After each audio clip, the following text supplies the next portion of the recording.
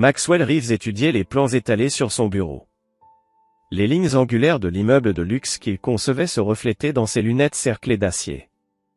À 45 ans, Max avait transformé Sovereign Structure en l'un des cabinets d'architecture les plus prestigieux de Denver, grâce à une précision impitoyable et une concentration sans faille.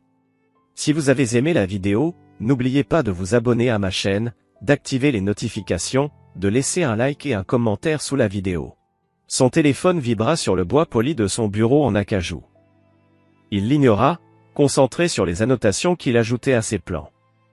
Ce n'est qu'une fois ses corrections terminées qu'il consulta sa messagerie. Le message vocal de sa femme, Nathalie, figea sa main. Noël est annulé. Attends-toi à un appel de mon avocat. 10 années de mariage, effacées en 11 mots. Max réécouta le message 2 fois, notant le bruit de fond, une musique d'ambiance distincte, reconnaissable entre mille, celle du Verraro, un restaurant haut de gamme du centre-ville. Nathalie n'était donc pas chez sa sœur, comme elle l'avait prétendu. Il reposa le téléphone. Et retourna à ses plans. 30 minutes de travail minutieux plus tard, il rédigea un seul SMS. Compris. Ce soir-là, Max conduisit son Audi R8 à travers le vaste domaine de Mountain View, qu'il avait lui-même dessiné. Une propriété qu'il avait entièrement financée. Une maison dans laquelle Nathalie avait insisté pour organiser des soirées somptueuses avec ses amis du monde artistique. C'est ainsi qu'il avait rencontré des gens comme Brandon Webb, le sculpteur, dont l'atelier bénéficiait de plus en plus fréquemment du soutien financier de Nathalie. À l'intérieur, Max se dirigea droit vers son bureau, un espace que Nathalie fréquentait rarement. Il déverrouilla le tiroir inférieur de son bureau et en sortit un portfolio en cuir. À l'intérieur, un plan de contingence, qu'il avait commencé à préparer 6 mois plus tôt, le jour où il avait remarqué les premiers changements. Les nouveaux vêtements. Les nuits tardives. L'odeur de parfum inconnu sur ses habits. Max n'avait pas bâti son empire en étant naïf. Il avait engagé Leona Martinez, une ancienne agente du FBI devenue détective privée. Ses rapports avaient confirmé ses soupçons, Nathalie et Brandon avaient une liaison depuis près de 8 mois. Plus inquiétante encore, leur conversation enregistrée. On y entendait clairement leur plan pour libérer Max de la moitié de ses biens. « Tu mérites cette maison », disait Brandon. « On peut lui en soutirer encore plus. » Max se versa 2 doigts de bourbon, ouvrit son ordinateur portable, et accéda aux documents hypothécaires via son serveur sécurisé. La propriété était évaluée à 3,2 millions de dollars, avec 320 000 $ restant à rembourser. Nathalie avait exigé d'être copropriétaire, pour l'image, mais n'avait jamais contribué financièrement. Après quelques appels à son avocat, Damon Wright, et à son banquier, Max exécuta les documents transférant légalement l'intégralité du prêt immobilier au nom de Nathalie. Les papiers, préparés des mois plus tôt, n'attendaient que sa signature finale. C'était fait. Il but une gorgée de plus, repensant à cette soirée, 11 ans plus tôt, où il avait rencontré Nathalie lors d'un gala caritatif.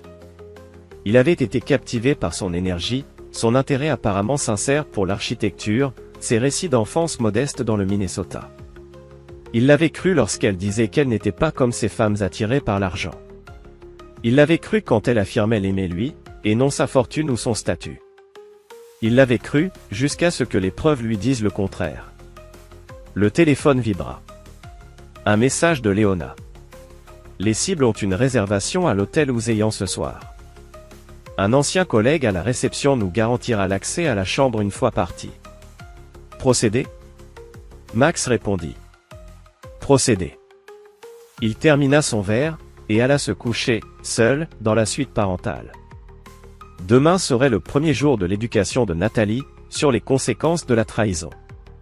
Chapitre 2, l'éveil. 48 heures après avoir retiré son nom de l'hypothèque, le téléphone de Max explosa de notifications. 67 appels manqués. 29 messages vocaux. 43 textos. La plupart venaient de Nathalie. Certains de numéros inconnus. 3 provenaient de la galerie de web. Max balaya tout d'un geste. Il poursuivait une réunion avec le comité de développement urbain de Denver. Son dernier projet, un complexe durable à usage mixte, allait revitaliser un quartier négligé et asseoir la réputation de Sovereign Structure comme leader en design innovant. Comme vous pouvez le voir, conclut Max lors de sa présentation. Le projet Meridian crée des logements abordables tout en générant d'importantes recettes fiscales. Le comité vota à l'unanimité en faveur du projet. Max serra les mains des membres, ignorant les vibrations insistantes de son téléphone. À la sortie de l'hôtel de ville, il retrouva Damon Wright, appuyé contre sa Tesla. Elle est en panique totale, déclara Damon en marchant à ses côtés. Son avocat m'a appelé 5 fois ce matin. Comme prévu, je lui ai dit que si tu étais prêt à discuter du divorce, l'affaire du prêt immobilier concernait uniquement Madame Reeves et sa banque. Un sourire fin se dessina sur les lèvres de Damon. L'avis de saisie est arrivé hier. La banque exige un paiement immédiat ou un refinancement. Et vu que son seul revenu provient de sa galerie d'art, qui est en réalité un gouffre fiscal, elle n'a aucune chance d'obtenir un refinancement, termina Max. Pas avec son historique de crédit. Il se rappela le moment où il avait découvert son rapport de crédit, au début de leur relation. Elle lui avait avoué, en larmes, avoir commis des erreurs financières dans sa jeunesse. En guise de cadeau de mariage, il avait remboursé ses 42 000 $ de dette. Elle lui avait juré avoir changé. Et Webb, demanda Max. Pour une fois, le qualificatif « artiste fauché » est exact, répondit Damon. Ses finances sont pires que les siennes. L'an dernier, il a vendu 2 sculptures pour 27 000 $ au total. Rien que son loyer d'atelier s'élève à 5 000 $ par mois. Que je finance, via l'endowment artistique de Nathalie, nota Max froidement. Arrivé à l'audi, Damon lui tendit une enveloppe épaisse.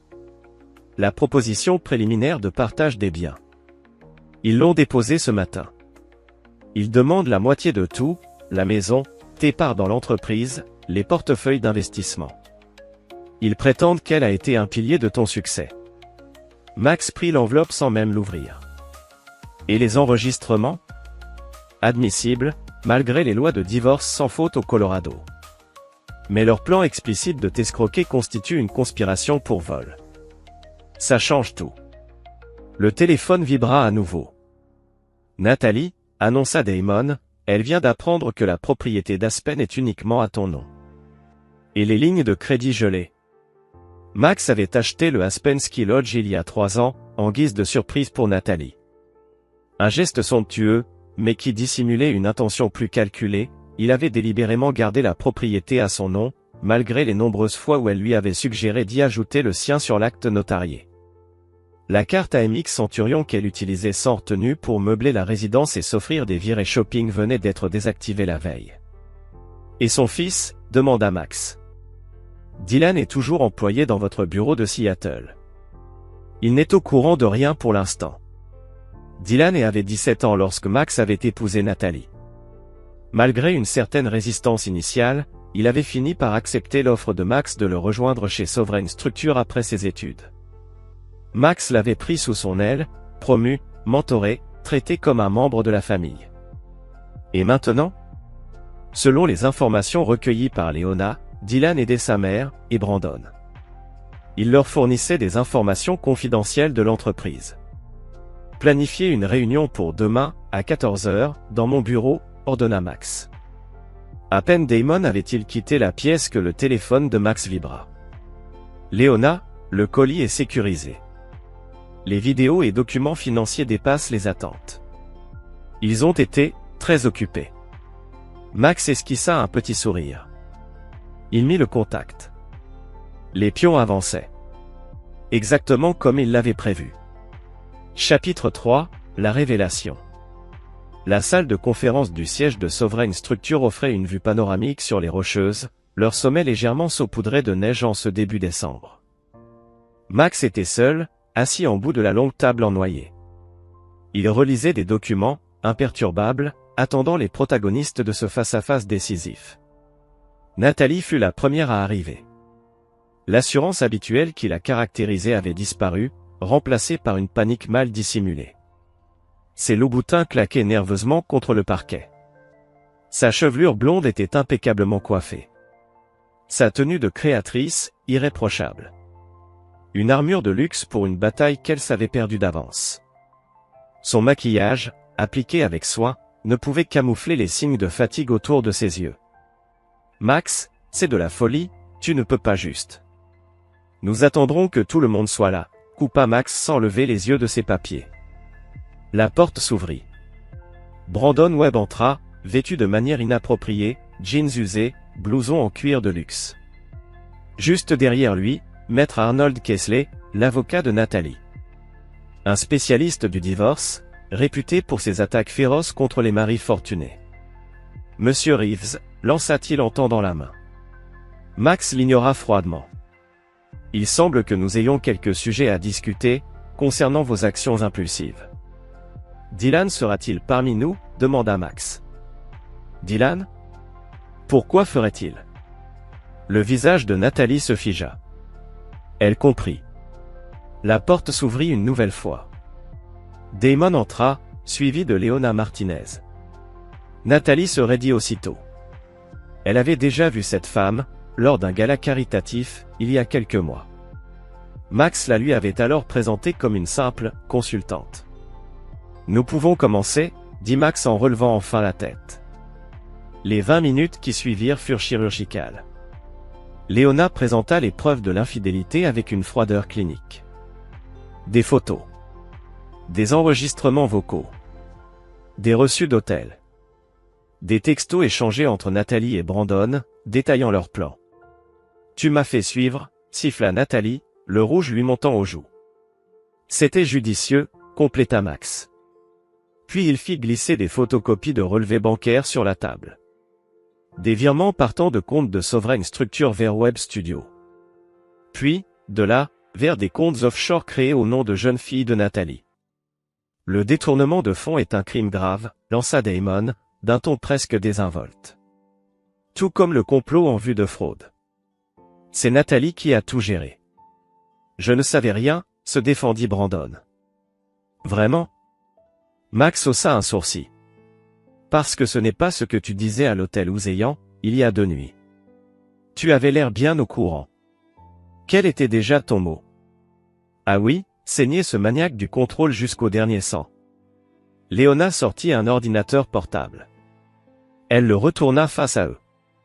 À l'écran, Brandon et Nathalie, dans une chambre d'hôtel. Non seulement dans une posture compromettante, mais aussi en train de discuter des moindres détails de leur arnaque financière. Cette vidéo est illégale, protesta Maître Kessler. Le Colorado est un État à consentement unilatéral en matière d'enquête financière, rétorqua Léona. Et le règlement de l'hôtel autorise explicitement la surveillance des chambres. Max se leva. Il boutonna sa veste. Et déclara d'un ton glacial. Voici ce qui va se passer maintenant, Nathalie, tu vas quitter ma maison dans les 48 heures. Tu rendras tous les bijoux, œuvres d'art et véhicules achetés durant notre mariage. Tu signeras l'accord de divorce que Damon a préparé. Il te donne une compensation unique de $100 000. Généreux, vu les circonstances. C'est scandaleux, s'étrangla Kessler. Madame Reeves a droit.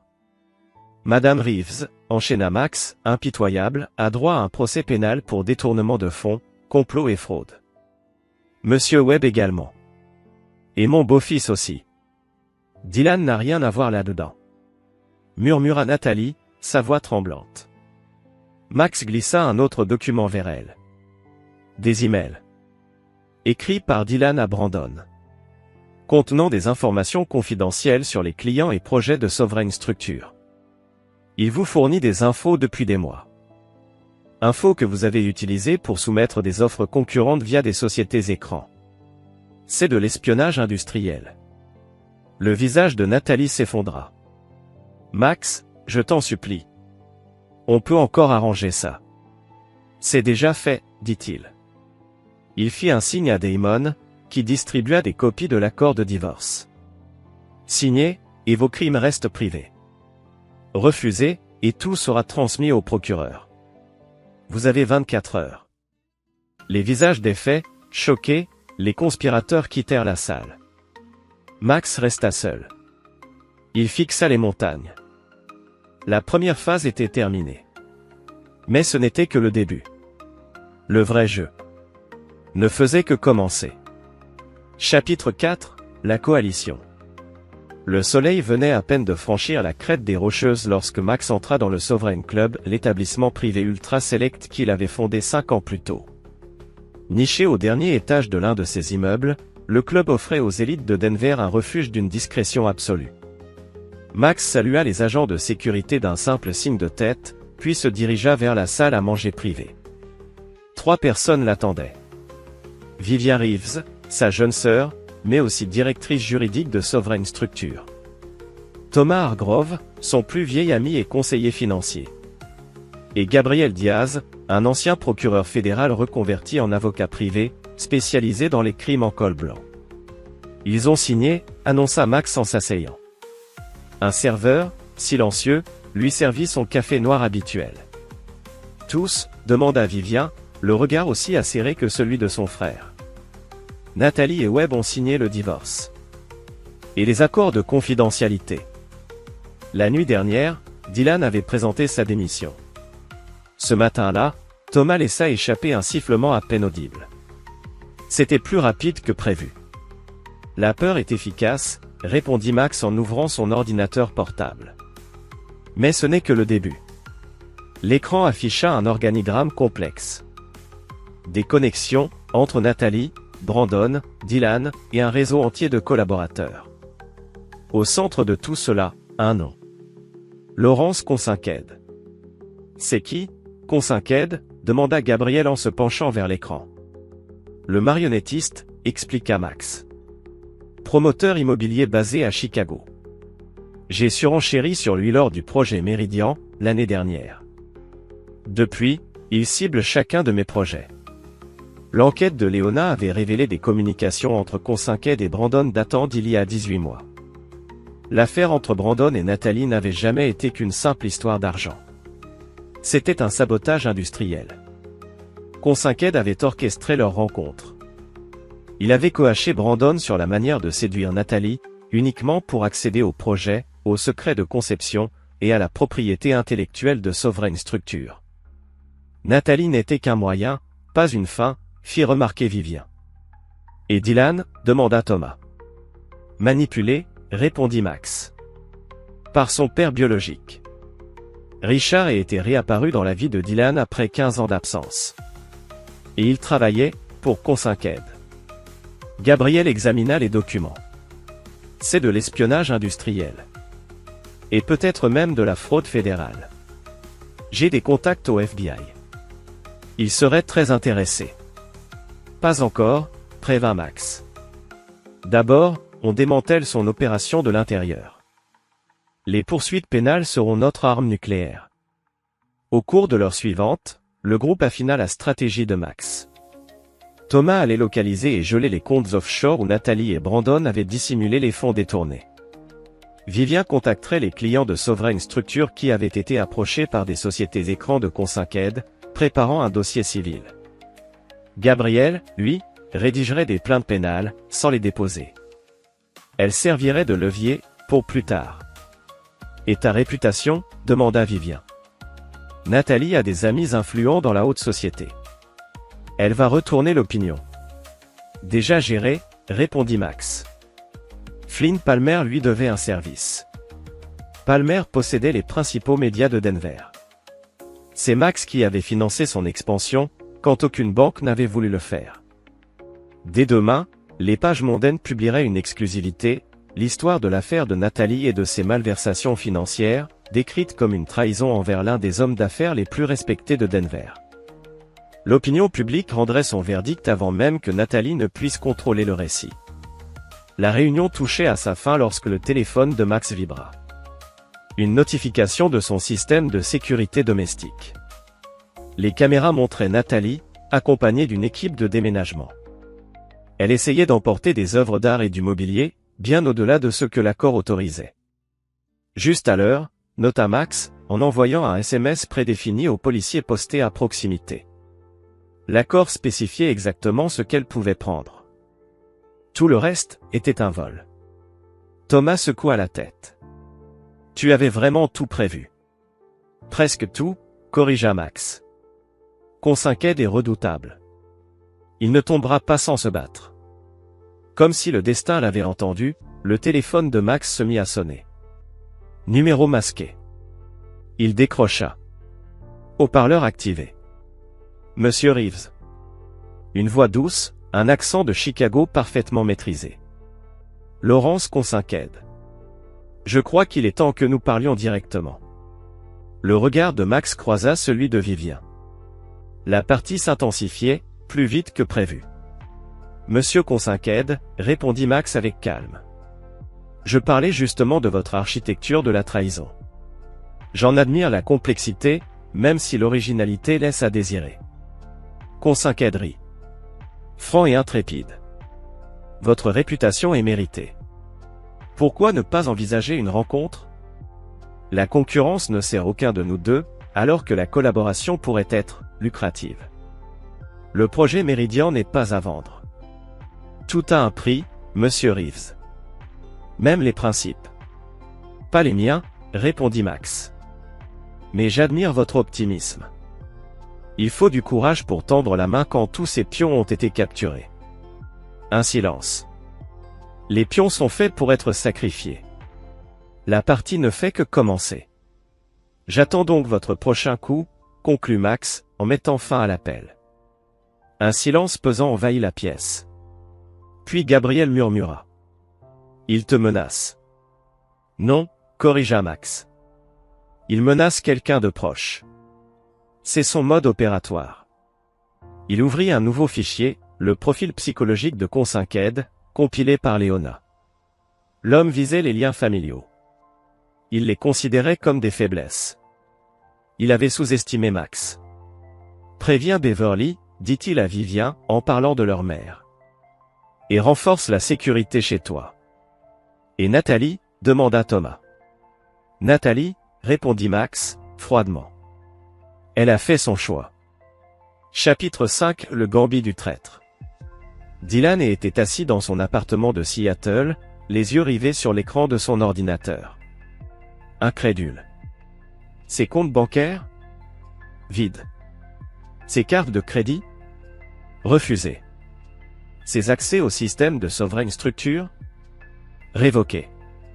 Son téléphone vibrait encore. Sa mère l'appelait, pour la 20e fois de la journée. Il l'ignora.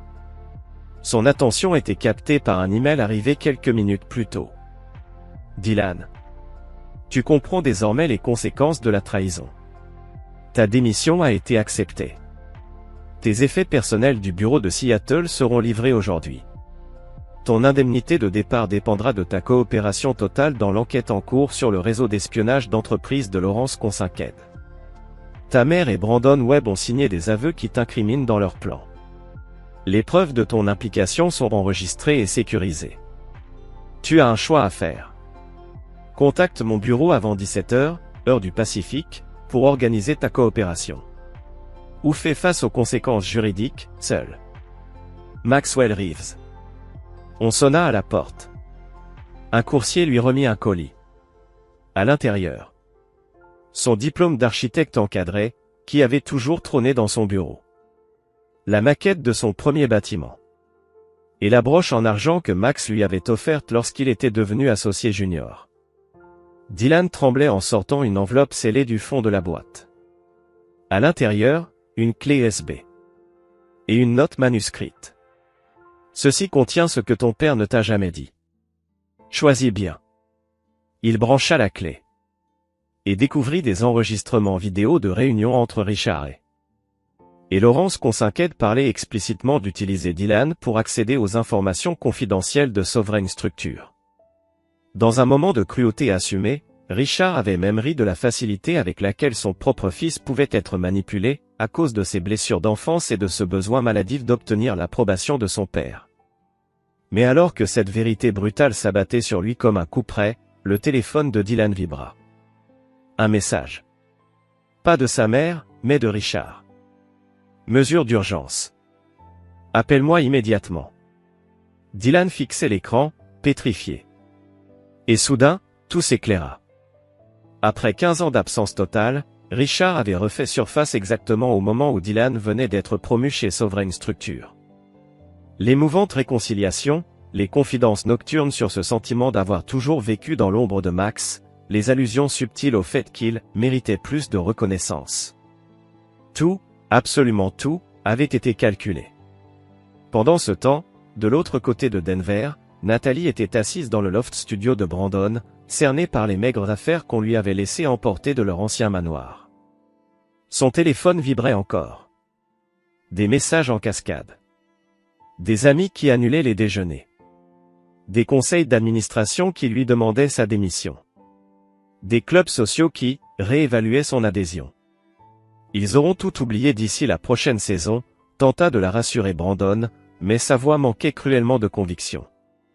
Max ne pardonne pas, répliqua Nathalie d'un ton creux, vidé.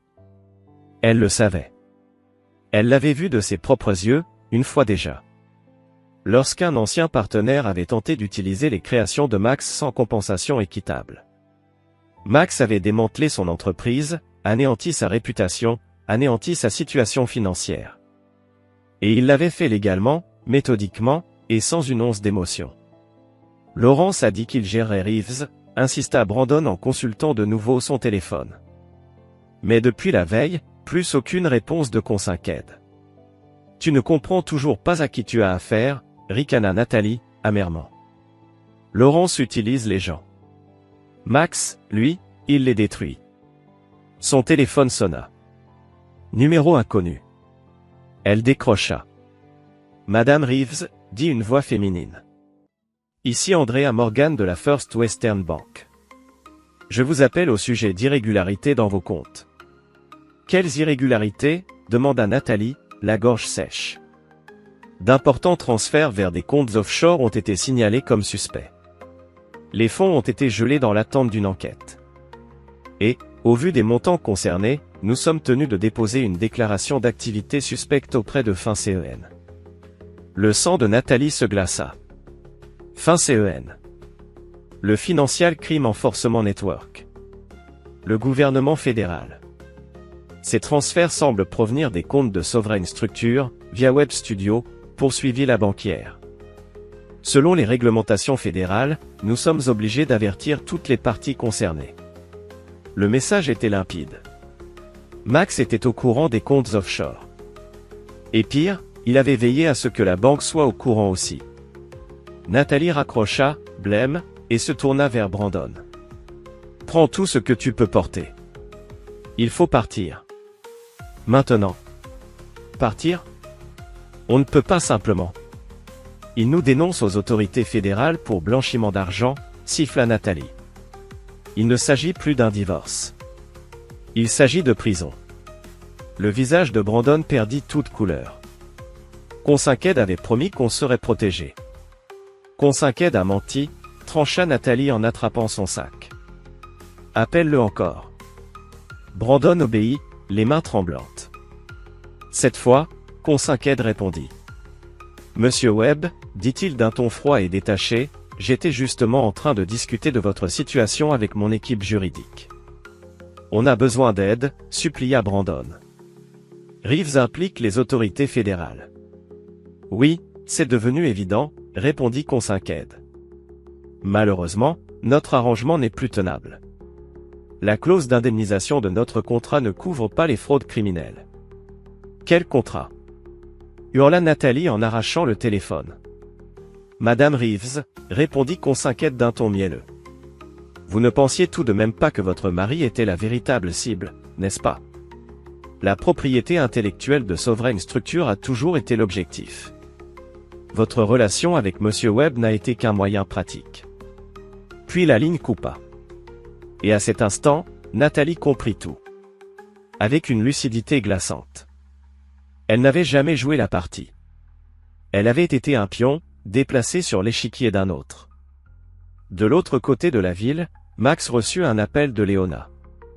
Il fuit, annonça TL. Webb vient de réserver 2 billets pour Cancun, départ demain matin. Prévisible, répondit Max. Assure-toi que nos équipes soient en place. C'est déjà fait, confirma Léona. Et Dylan ? Il fait des recherches sur les lois de protection des lanceurs d'alerte. Le fils commence à comprendre, murmura Max. Continue de le surveiller. Phase 2 commence demain. Chapitre 6, la rétribution. La salle privée du Sovereign Club avait été transformée en véritable salle de guerre. Des écrans affichaient les flux de surveillance, les suivis financiers, les communications interceptées. Au centre de la pièce, Max dirigeait la fin d'un plan élaboré depuis des mois. Webb et Nathalie sont arrivés à DN à 5h30, annonça Léona. TSA les a signalés grâce aux alertes de fin CEN. Ils sont actuellement retenus pour interrogatoire.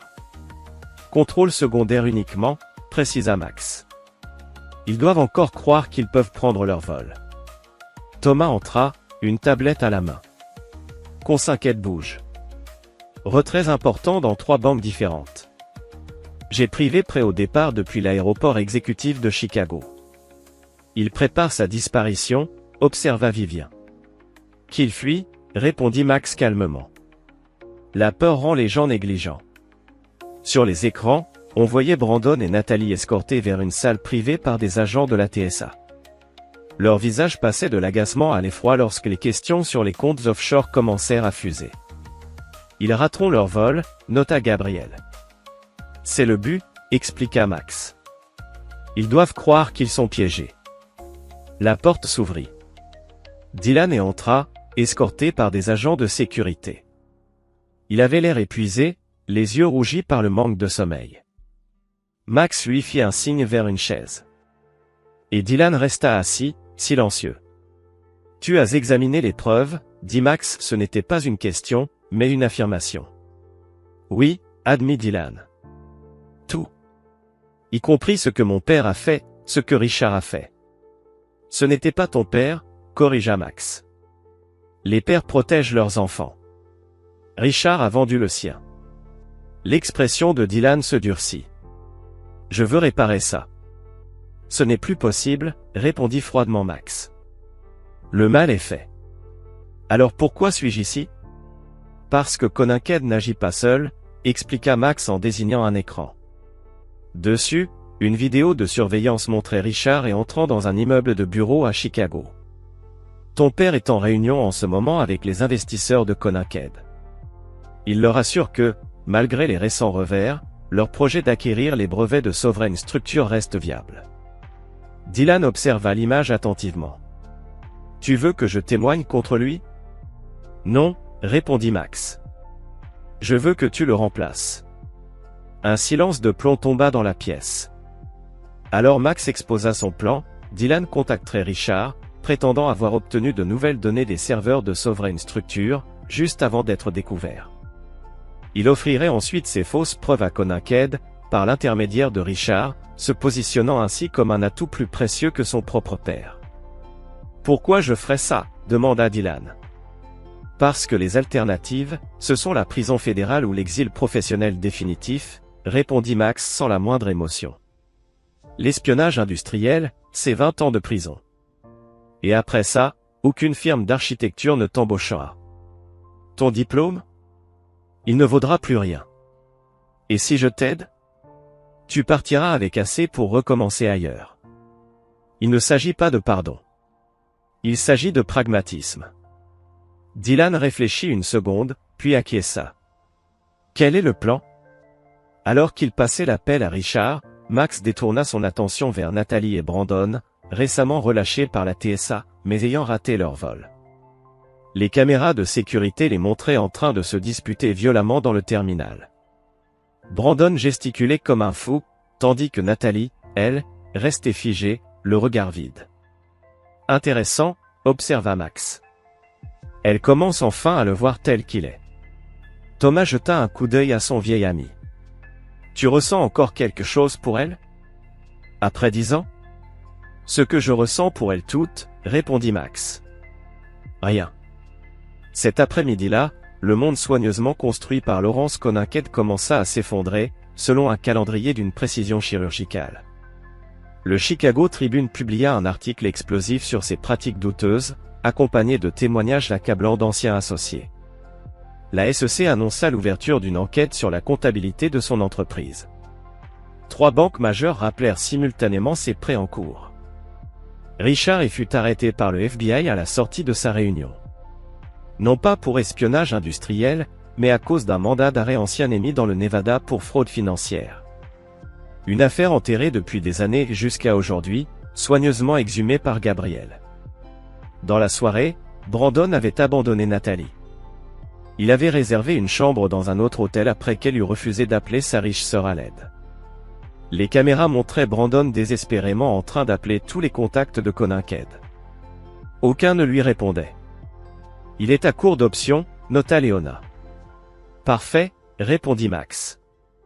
Demain, il sera à court de temps. Alors que l'équipe se dispersait pour la nuit, Vivien resta un instant. Max, tu es sûr de toi? Détruire ces gens de façon aussi totale? Ils ont conspiré pour me voler tout ce que j'ai construit, répondit-il. Ils ont trahi ma confiance. Ils ont manipulé ma famille. Tu ne voudrais pas faire preuve de clémence? Demanda Vivien. Pas de clémence, précisa TL. Du recul. Quand tout sera fini, tu devras encore vivre avec toi-même. Max fixa sa sœur, son expression s'adoucissant à peine. Je vivrai parfaitement bien, avec la certitude que plus jamais, personne ne confondra mes principes avec de la faiblesse. Le lendemain matin, Max se réveilla avec les bulletins d'information. Le jet privé de Laurence Conanked venait de se voir refuser l'autorisation de décoller, à cause d'un problème mécanique découvert lors d'une inspection impromptue. La coïncidence? Aucune. L'inspection avait été déclenchée par un signalement anonyme aux autorités aéronautiques. La phase 2 était presque achevée. Les pièces étaient enfin alignées pour le coup final. Chapitre 7, l'effondrement. Laurence Conanked se considérait comme un homme qui comprenait le pouvoir. Le vrai pouvoir. Pas simplement celui que donne l'argent, mais celui de connaître les points de pression des gens. Depuis 20 ans, il avait bâti son empire en identifiant les faiblesses, puis en les exploitant. C'est pourquoi sa situation actuelle le rendait furieux. Que voulez-vous dire, gelé? Hurla-t-il en faisant les 100 pas dans son pantouse de Chicago. Son assistante, recroquevillée, peinait à parler. Vous avez, certes, l'autorité pour signer sur ces comptes, mais tous les comptes liés à Conanked Enterprises sont temporairement restreints, en raison de l'enquête de la SEC. Je sais ce que dit cette lettre. Rugit Conanked en arrachant l'avis juridique. Il l'avait lu 15 fois. Et chaque mot confirmait l'impensable, ses avoirs étaient gelés, ses comptes suspendus, ses biens frappés de saisie provisoire. Tout était légalement irréprochable. Et totalement dévastateur. Son téléphone vibra. Un message de Richard Hay. Arrêté pour ancien mandat. Besoin de caution. L'avocat dit que tu es nommé dans l'affidavit. Avant même qu'il ne réponde, un second message arriva. Sa femme, Catherine. Le club vient de révoquer notre adhésion. Le comité a invoqué une clause sur la moralité. Qu'est-ce qui se passe? Puis son assistante reparut dans l'embrasure de la porte. Le visage blême. Monsieur, le conseil d'administration est réuni en session d'urgence. Il déclenche le protocole de succession de direction. En d'autres termes, ils allaient le démettre de ses fonctions de PDG. Conanked s'effondra dans son fauteuil. Il comprit enfin. Il ne faisait pas face à une série de malchances. Il faisait face à une attaque coordonnée, une démolition systématique de tout ce qu'il avait construit. Son téléphone sonna. Numéro inconnu. Reeves, répondit-il sèchement. Monsieur Conanked, salua Max. J'espère que votre matinée est instructive. Comment tu fais ça? Gronda Conanked. Exactement comme tu as tenté de me détruire, répondit Max méthodiquement. Légalement. Complètement. Parlons-en, proposa Conanked, la voix teintée de désespoir. Ce que Webb et cette femme t'ont raconté est extrêmement documenté, coupa Max. Y compris tes instructions personnelles visant ma famille. Et ma réputation. Ce n'est plus une affaire, Conanked. Max répondit d'une voix calme, mais chargée d'une intensité glaciale. Ce n'est plus une affaire, c'est personnel. Mais l'homme en face de lui secoua la tête. Non, monsieur Consinqued. Ce n'est pas personnel. C'est la justice. Tu as utilisé mon mariage comme une arme. Tu t'es servi de mon beau-fils. Tu as tenté de me voler l'œuvre de toute une vie. La voix de Max restait parfaitement maîtrisée, presque détachée. Les actions ont des conséquences. Donne ton prix. C'est intéressant, dit Max. Tu crois encore que c'est une négociation. Regarde tes mails dans 30 minutes. Tu y trouveras les conditions de ta reddition. Tu as 2 heures pour obéir. Puis, la ligne fut coupée. 30 minutes plus tard, Laurence Conqued recevait un document. Un document si détaillé, si implacable dans ses exigences, qu'il ne laissait aucun doute sur l'ampleur de sa capitulation. Il devrait démissionner de son entreprise. Transférer la majorité de ses biens les plus précieux à une fiducie dirigée par les associés de Max. Reconnaître publiquement ses tentatives d'espionnage industriel. Couper tout contact avec Brandon Webb, Natalie Reeves, Richard Hay, ainsi qu'une douzaine d'autres complices. Et l'alternative? Une poursuite fédérale explicite pour fraude informatique, conspiration, blanchiment d'argent, espionnage industriel, violation des lois sur les marchés financiers. Les preuves, jointes en annexe, étaient d'une précision chirurgicale. Conqued n'avait aucun choix. Il signa. À Denver, Nathalie était assise, seule, dans la chambre d'amis de sa sœur. Son téléphone à la main, elle défilait sans fin les réseaux sociaux, observant sa transformation brutale de mondaine adulée à paria rejetée. Ses appels restaient sans réponse. Ses messages, sans lecture. Ses anciennes amies publiaient des messages cryptés sur la loyauté et le karma. Sans frapper, Pamela, sa sœur, entra. « Tu dois partir », dit-elle simplement. Nathalie leva les yeux, surprise. Max a appelé Preston, expliqua Pamela en parlant de son mari. Il a tout expliqué. Le cabinet d'avocats de Preston représente 3 des plus gros clients de Sovereign Structure. Il ne peut pas t'avoir ici. Mais je suis ta sœur, protesta Nathalie d'une voix brisée. Et tu as essayé de détruire l'homme qui a permis à Preston de devenir associé, répliqua froidement Pamela. Tu as 2 heures. À peine Pamela sortit, le téléphone de Nathalie sonna, un email, envoyé par l'avocat de Max. Objet, dernière communication. Le message contenait un document glacial, son excommunication complète de la société de Denver. Toute personne, professionnelle ou sociale, entretenant un lien avec elle perdrait l'accès aux propriétés de Sovereign Structure. Ce qui incluait la plupart des biens immobiliers commerciaux haut de gamme de la ville. Max avait utilisé toute son influence pour s'assurer qu'elle ne serait plus la bienvenue dans cette communauté qu'elle chérissait tant. Et le paragraphe final? Un billet aller simple pour Minneapolis, acheté en son nom. Elle pouvait retourner dans ce quartier modeste qu'elle avait passé des années à renier. De l'autre côté de la ville, Brandon Webb arriva à son studio. Les serrures avaient été changées. Une affichette d'expulsion était scotchée à la porte. Son badge ne fonctionnait plus. À travers la vitre, il aperçut l'intérieur vidé, plus de sculptures, plus d'outils, plus de matériaux. Son téléphone sonna. C'était sa représentante de galerie. « Brandon, je ne peux plus te représenter. » Sa voix était sans émotion. « Tous les collectionneurs du Colorado ont mis ton travail sur liste noire. »« C'est de la folie. » explosa Brandon. « Il ne peut pas juste. »« Il l'a déjà fait, » coupa TL. « Max Reeves vient de racheter le bâtiment de ton studio. »« Ma galerie. » Le condo où tu dors. Brandon sentit le sang quitter son visage. Ce n'est pas possible. Il ne peut pas avoir tout acheté d'un coup. Il ne l'a pas fait, expliqua-t-elle, lasse.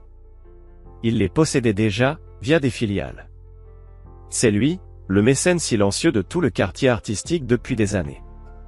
La révélation le frappa comme un coup de massue. Brandon n'avait pas seulement trahi un homme riche.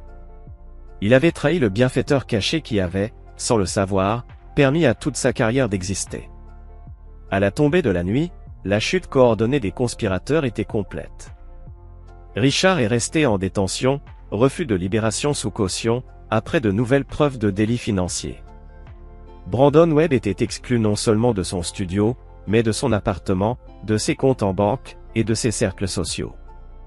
Nathalie monta dans son vol pour Minneapolis, réduite à la seule valise qu'elle avait préparée pour fuir au Mexique. Alors que l'avion décollait, elle reçut un dernier SMS, d'un numéro inconnu. Conséquence. Rien d'autre. Dans son bureau à domicile, Max relisait les rapports de son équipe. Chaque cible neutralisée. Chaque trahison payée. Les surveillances menées par Léona confirmaient que ces consignes avaient été suivies au mot près. Partiellement punitives, mais entièrement légales. La partie était terminée. Il se servit un bourbon, regarda les montagnes. La victoire avait le goût exact qu'il avait anticipé. Pas de joie. Pas de triomphe. Mais une justice rendue, froide, impitoyable, sans excès. Son téléphone vibra. Un message de Vivant. C'est fait. Appelle si tu veux de la compagnie. Max y pensa un instant. Puis refusa. Ce soir était pour la réflexion, pas la célébration. Demain commencerait la reconstruction. Pas celle de sa vie d'avant irrévocablement perdue. Mais quelque chose de nouveau. De plus fort. Forgé dans le feu de la trahison. Trempé dans la vengeance. La leçon avait été livrée. Tous ceux qui y avaient participé ne l'oublieraient jamais. Lui non plus. Chapitre 8, l'héritage. 3 mois plus tard. Dans les cercles d'affaires de Denver, on appelait cela simplement l'affaire Reeves. Max était dans son bureau, consultant les derniers rapports de règlement. Laurence Consinqued avait démissionné. Et s'était installé en Arizona. Sa réputation et son influence avaient diminué, au point d'être irrécupérable. Brandon Webb avait fui à Portland, incapable de décrocher une représentation dans une galerie ou de recevoir des commandes. Nathalie, elle, travaillait comme vendeuse dans un grand magasin à Minneapolis. Sa réinvention, celle d'une femme simple et laborieuse, avait même fait l'objet d'un article ironique dans un journal local. Le seul dont le sort restait encore en suspens, c'était Dylan. Il est là, annonça Vivant depuis l'embrasure de la porte. Max hocha la tête en refermant son ordinateur portable. Fais-le entrer. Dylan entra. Et dès la première seconde, il était clair qu'il n'était plus le même que lors de leur dernière rencontre. L'arrogance assurée, typique d'un héritier gâté, avait disparu. Elle avait laissé place à une humilité usée, empreinte d'un certain épuisement. Il avait maigri. Ses vêtements de marque avaient été troqués contre des habits plus simples, plus sobres. Et surtout, cette transformation semblait authentique. Réelle. Pas un spectacle. Pas une posture. Merci de me recevoir, dit Dylan en prenant place sur le siège qu'on lui tendait. Tes informations se sont révélées précieuses, admit Max, faisant allusion au rôle de Dylan dans l'apport de preuves contre Conquête et Richard. Gabriel m'a dit que l'affaire fédérale suivait son cours. Mon père a accepté un accord de plaidoyer, confirma Dylan. 15 ans. Sans possibilité de libération anticipée. Max étudia son ancien beau-fils. Malgré tout, il reconnaissait en lui quelque chose qu'il avait autrefois vu en lui-même. Le potentiel de rédemption par la conséquence. Pourquoi es-tu ici ? Demanda Max, sans détour. Dylan posa une clé USB sur le bureau. Pour rendre ce que j'ai pris. Les fichiers clients. Les projets. Tout. J'ai supprimé toutes les autres copies. Léona les avait déjà récupérées il y a des mois, nota Max. Dylan hocha la tête, prit une brève inspiration. Alors, je suis venu m'excuser. Pas pour qu'on me pardonne, je sais que c'est impossible, mais pour reconnaître ce que j'ai fait. La confiance que j'ai trahie. Max considéra ces mots. Puis il ouvrit un tiroir de son bureau et en sortit un dossier. Tu as un double diplôme, urbanisme durable et architecture. Ton mémoire sur l'intégration de logements abordables était vraiment innovant. Dylan parut surpris que Max le sache. Sovereign Structure lance une fondation à but non lucratif, axée sur des solutions de logement pour les communautés marginalisées, poursuivit Max, en faisant glisser le dossier vers lui. La Fondation Maxwell Reeves recherche un coordinateur de projet, avec la formation adéquate. Le poste est modeste, et il faut déménager à Détroit. Dylan regarda le dossier sans le toucher. Pourquoi me proposer quoi que ce soit? Ce n'est pas du pardon, clarifia Max. C'est du pragmatisme. Tes compétences ne doivent pas être gâchées. Et ta dette envers la société sera mieux remboursée par le service que par l'exil. Ma mère, elle est mêlée à cette décision? Ta relation avec elle ne me regarde pas, coupa Max, d'un ton ferme. Je parle uniquement de ton avenir professionnel. Finalement, Dylan prit le dossier. Je ne mérite pas ça. Non, acquiesça froidement Max. Tu ne le mérites pas. Mais le mérite n'a rien à voir là-dedans. Il s'agit d'utilité. Prouve ta valeur, et la fondation en bénéficiera. Échoue à nouveau, et plus personne ne te tendra la main. Lorsque Dylan fut parti, Vivant entra avec du café. Tu lui donnes une seconde chance? J'alloue les ressources de manière efficace, rectifia Max. Ses compétences ont de la valeur, si elles sont bien dirigées. Maman aurait approuvé, nota Vivant avec un sourire discret. Elle disait toujours que tu avais plus de capacité à pardonner que ce que tu voulais bien admettre. Ce n'est pas du pardon, insista Max. C'est du réalisme. L'expression de Vivien resta sceptique. Et Nathalie? Est-ce que tu? Non, coupa Max, sans appel. Son ton ne laissait aucune place à la discussion. Certaines trahisons ne peuvent être ni pardonnées, ni oubliées. Dylan était jeune. Manipulé par son père et conquête. Nathalie, elle, a choisi son chemin en toute connaissance de cause. Cette distinction est importante.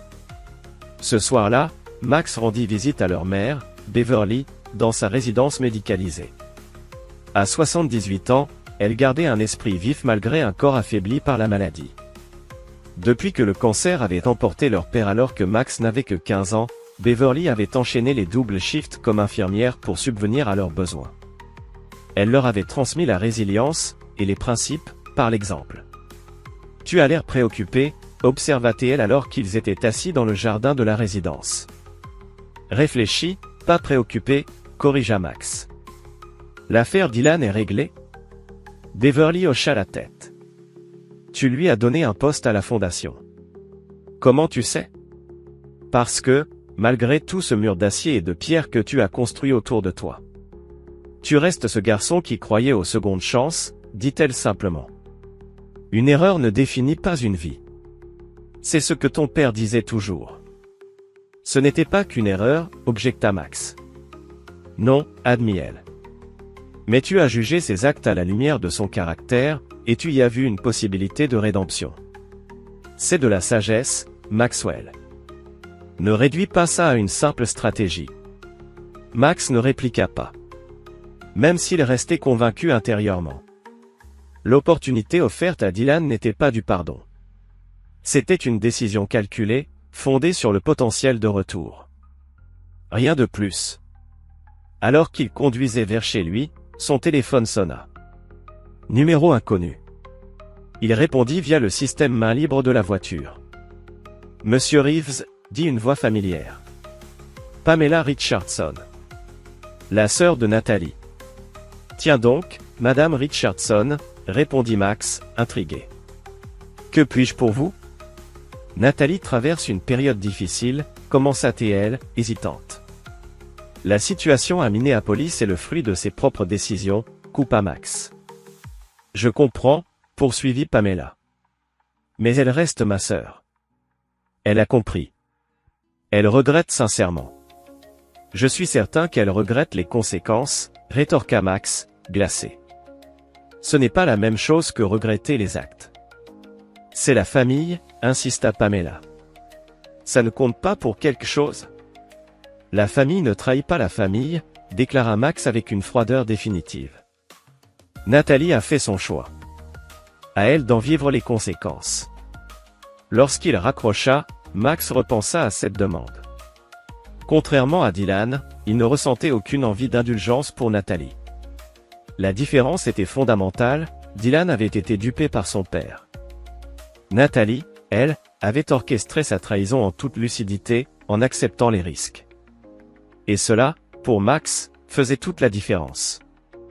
Et la malveillance, certaines dettes ne pourraient jamais être remboursées. Certains ponts, une fois brûlés, ne seraient jamais reconstruits. Lorsqu'il entra dans sa maison repensée, rénovée, réimaginée pour effacer jusqu'au dernier vestige de la présence de Nathalie, Max sentit, dans ses tripes, que sa décision avait été juste. L'affaire était close. La justice avait été rendue.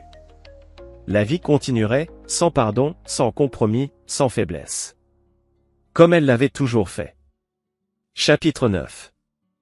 Le souverain 1 an plus tard.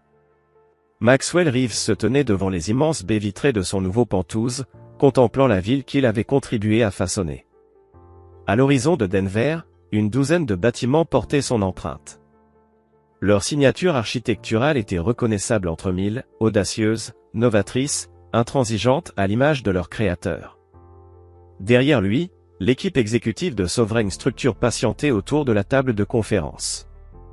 Ce jour marquait un tournant, le 20e anniversaire de la société, et surtout, la révélation de leur projet le plus ambitieux à ce jour, la Sovereign Tower, un gratte-ciel révolutionnaire à usage mixte, combinant technologie durable et design de pointe. Le conseil a approuvé l'expansion à l'unanimité, annonça Vivien en lui faisant glisser des documents. De nouveaux bureaux allaient ouvrir à Seattle, Chicago et Austin. Max parcourut les dossiers avec satisfaction. L'année écoulée avait été la plus florissante de l'histoire de Sovereign Structure.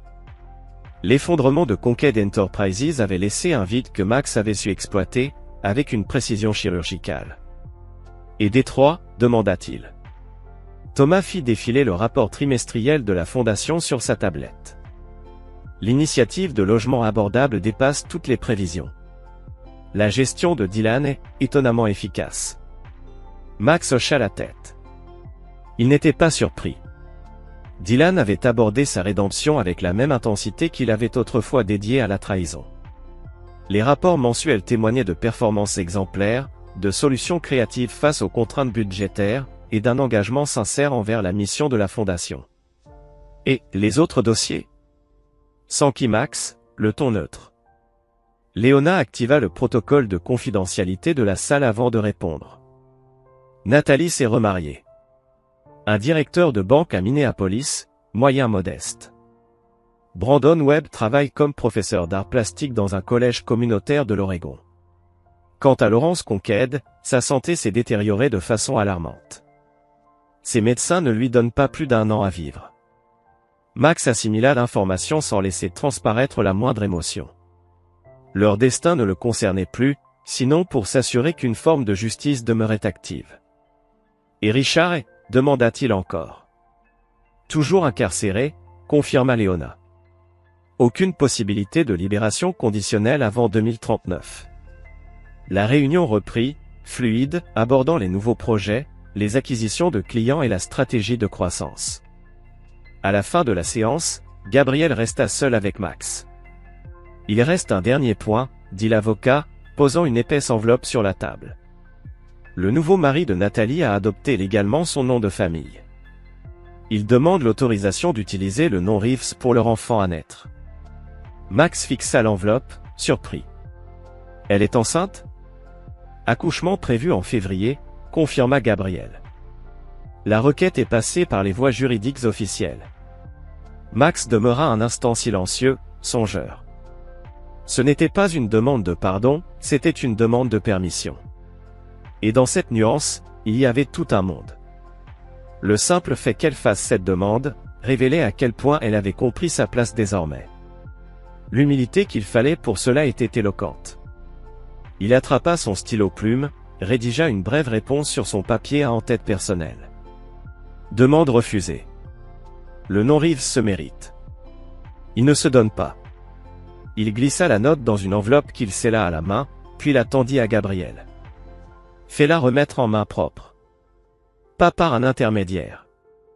Ce soir-là, Max organisa un petit dîner privé au Sovereign Club, en compagnie de son cercle rapproché, Vivien, Thomas, Gabriel, Léona, et quelques collaborateurs de confiance. La conversation coulait aisément, oscillant entre progrès professionnel, projets communautaires et actualité du moment. Et quant à l'avenir, il ne fut fait aucune mention des trahisons passées, ni des vengeances exécutées. Ces chapitres étaient clos. Après le dîner, Max se retrouva seul sur la terrasse du club, contemplant les lumières de la ville. Vivien le rejoignit, un verre du bourbon préféré de leur père à la main. 20 ans, dit-elle avec une voix douce. Papa serait fier. Max accepta le verre avec un simple hochement de tête. Il valorisait l'intégrité plus que tout. Et la justice, ajouta Vivien. Même s'il aurait peut-être remis en question ta définition de ce mot, cette année. La justice sans conséquence n'est que sentiment, répondit Max calmement. C'est lui qui nous a appris cela. Ils restèrent silencieux, un silence complice, réconfortant, presque solennel. Puis Vivien posa enfin la question qu'elle gardait au fond d'elle depuis des mois. Regrettes-tu un jour, d'avoir détruit ces gens aussi complètement? Max prit le temps de réfléchir.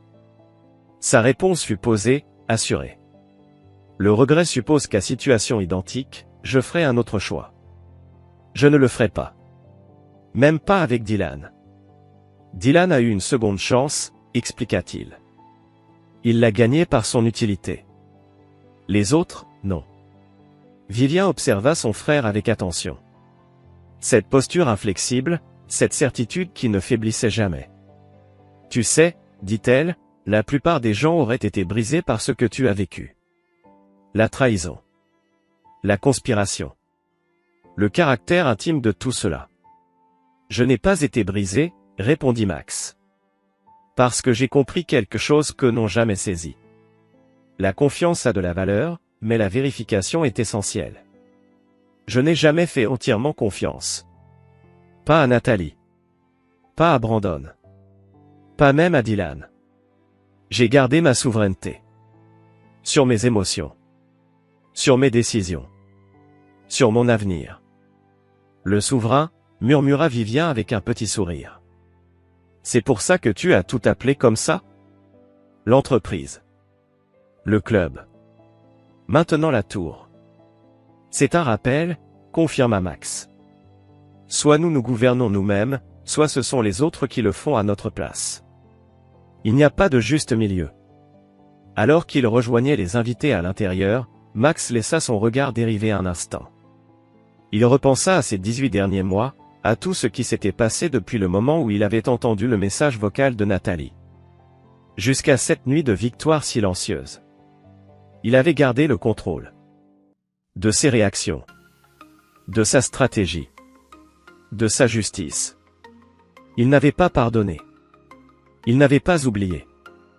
Et il n'avait pas compromis ses principes au nom des sentiments ou d'une morale convenue. Et il ne le ferait jamais. Les traîtres avaient appris leur leçon. Et Maxwell Reeves avait gravé la sienne dans la pierre. Dans l'architecture de la vie comme dans celle de ses bâtiments, l'intégrité de la structure était primordiale. Retirer un seul pilier, et c'est tout l'édifice qui menace de s'effondrer. Max n'avait pas seulement survécu à la trahison. Il en avait fait le socle d'un empire plus fort. Un empire bâti sur une vérité immuable. Le véritable pouvoir ne vient ni de l'argent, ni des connexions, mais de la souveraineté absolue sur soi-même. C'était son héritage. C'était sa victoire. Complète. Intransigeante. Souveraine. I need to eat, but I don't have food in my hotbar.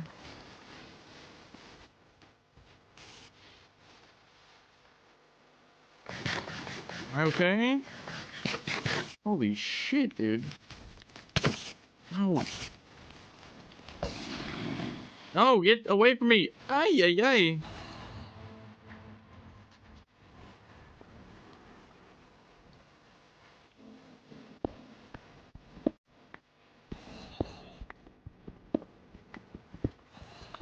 Technically a moan, chat. Give him diamonds.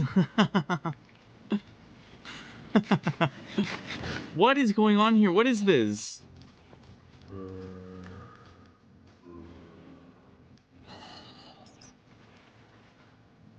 Alright, Mina.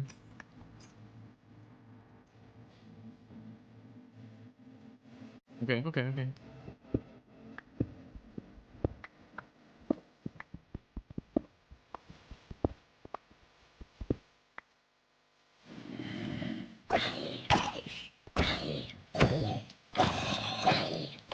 Okay, not bad. Alright, ay! That's bad. Holy. Yeah, I can't do anything about him. I have to remember how, like, what's the word? Fragile I am.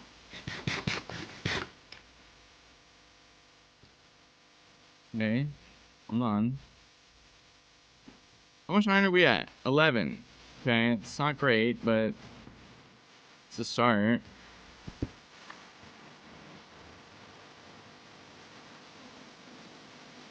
So the peasants I riled up to overthrow, it's a coup? Oh no.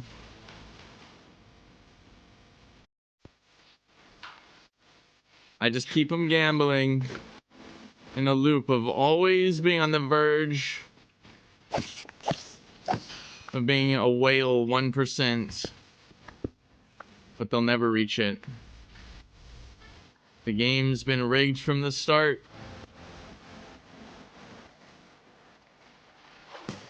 Oh god. They're shooting. Oh shit. My greed. Fuck. Okay. Oh my god.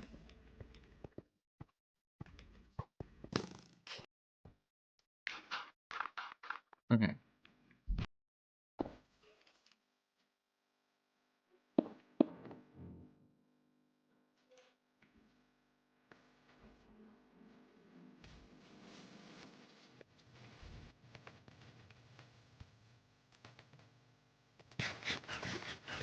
Alright, the raffle has begun.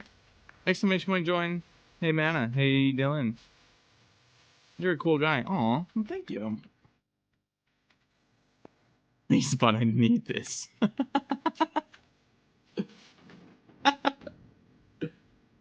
Oh man.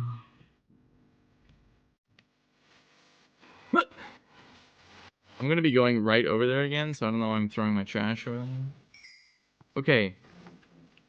Okay. A little armor, perhaps? Oh, yeah. That's the stuff.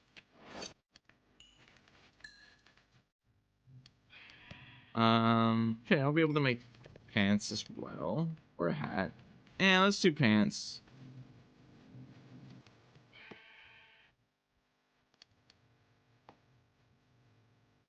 Well, Blue Crab, you might be in luck.